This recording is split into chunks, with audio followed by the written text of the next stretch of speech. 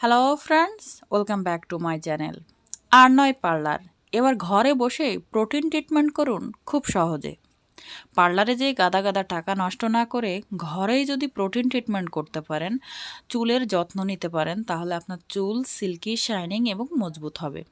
আরও একটি কথা বলে রাখি, যারা রিবন্ডিং করতে চাচ্ছেন তারা রিবন্ডিং করার অন্তত 1 মাস আগের থেকে এই প্রোটিন ট্রিটমেন্টটা নিতে পারেন। তাতে আপনাদের চুল রিবন্ডিং করলে ভেঙে পড়বে না, চুলের কোনো ক্ষতি ছাড়াই আপনারা খুব সহজে এই প্রোটিন ট্রিটমেন্টটা নিতে পারবেন। আর যখন রিবন্ডিং করবেন তখন কিন্তু রুক্ষ ড্যামেজ চুলে যদি রিবন্ডিং করেন, তাহলে রিবন্ডিং করলে কিন্তু চুল ভেঙে যাওয়ার সম্ভাবনা খুব বেশি। তাই যারা রিবন্ডিং করতে চাচ্ছেন বা চুলের যত্ন নিতে চাচ্ছেন, তারা কিন্তু এই প্রোটিন ট্রিটমেন্টটা খুব সহজে ঘরে বসেই করতে পারেন। প্রোটিন ট্রিটমেন্ট অবশ্যই মাসে কিন্তু 3 থেকে 4 বার প্রোটিন ট্রিটমেন্ট নেওয়াটা আমাদের চুলের জন্য খুবই ভালো। চুল তাতে মজবুত থাকে, সিল্কি শাইনিং এবং সফট হয়। তো এই জন্যই বলতেছি, অনেকেই চাই চুলের যত্ন নিতে, কিন্তু কিভাবে নিতে হবে এটা জানে না। তো চলুন দেখে নিই এই প্রোটিন ট্রিটমেন্টটা কীভাবে বানালাম আমি প্যাকটি।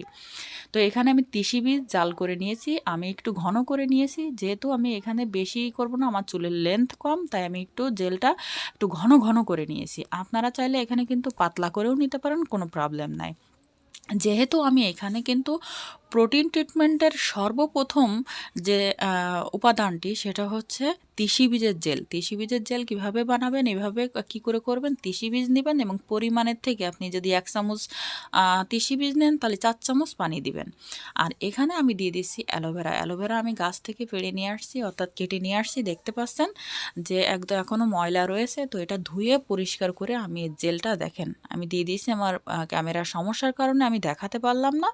তো দেখতে পাচ্ছেন যে এখানে কিন্তু আমি এই তিসি বীজের সাথে আমি এই অ্যালোভেরার পাতাটা থেকে জেল বের করে নিয়েছি। তো সরি, আমাকে ক্ষমা করবেন যে আমি আসলে ক্যামেরার সমস্যার কারণে এটুকু দেখাতে পারলাম না।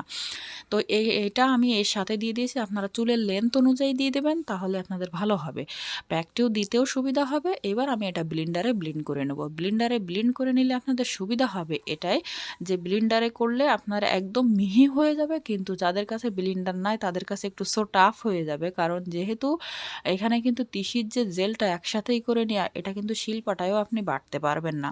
তো এই জন্যই বলতেছি, অবশ্যই আপনাকে ব্লেন্ডারের সাহায্য নিতে হবে, কিছু মনে করবেন না। তো যাই হোক, আমি এখানে ব্লেন্ডারে ব্লেন্ড করে নিয়ে আসি, তারপরে আমি আপনাদের দেখিয়ে দিচ্ছি যে কেমন হলো। এবার আমি এখানে একটা কাপড় নিয়ে নিলাম, আমি সেঁকে নেব।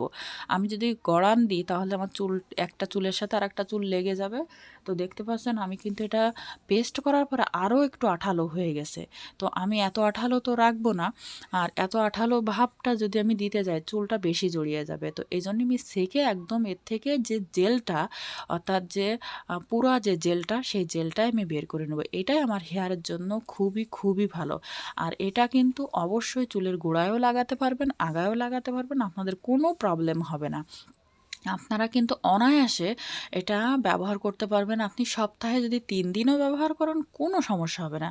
তবে সর্বনিম্ন যদি কিনা একবার করতে চান সপ্তাহে, তাহলে অবশ্যই কিন্তু একবার করবেন।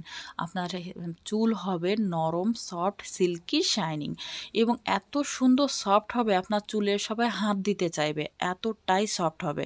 যাই হোক, আমার যেহেতু এখানে জর্জেটের কাপড় বেরোতে চাচ্ছে না, আমি একটু জোরে চেপে চেপে বের করে নিচ্ছি, কারণ বের করে না নিলে তো এর থেকে জেলটা বের হবে না।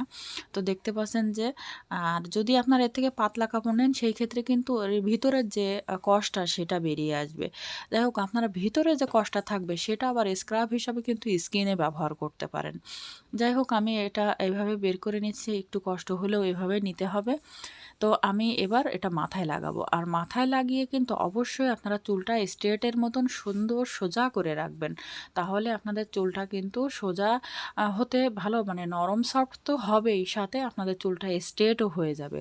তো এটা কিন্তু আমি 2 ঘন্টা রাখবো। 2 ঘন্টা রেখে তারপরে আমি আপনার চুল ধুয়ে ফেলবো, কারণ চুল ধুয়ে ফেললে তারপরে এরপরে আপনারা কিন্তু অবশ্যই শ্যাম্পু করে কন্ডিশনার দেবেন। কন্ডিশনার দিলে আপনার চুল আরও বেশি সফট হয়ে যাবে। অবশ্যই অবশ্যই কিন্তু কন্ডিশনারটা ব্যবহার করবেন, কারণ অনেকেই কিন্তু কন্ডিশনার ব্যবহার করেন না, সেই ক্ষেত্রে তাদের চুলটা কিন্তু নরম সফট হয় না, অনেকের একটু রুক্ষ ড্যামেজ হয়ে থাকে। তো সেটা যেন মাথায় থাকে। তো ভিডিওটি ভালো লাগলে অবশ্যই একটি লাইক দিবেন, চ্যানেলে নতুন হলে চ্যানেল